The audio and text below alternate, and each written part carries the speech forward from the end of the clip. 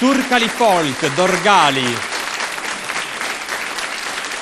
Mi sento davvero abbracciato dalla bellezza di questo costume, un'associazione che nasce l'anno scorso, ma ovviamente i suoi componenti militano da tanto in quello che è il ballo, in quelle che sono le tradizioni di questo centro. Ad accompagnarli un volto gentile, Alice Pira, già pronta con il suo organetto per intrecciare i suoni di un ballo e schina, zirao a ballos e tre spasso. L'applauso per il gruppo folk Turcali, Dorgali.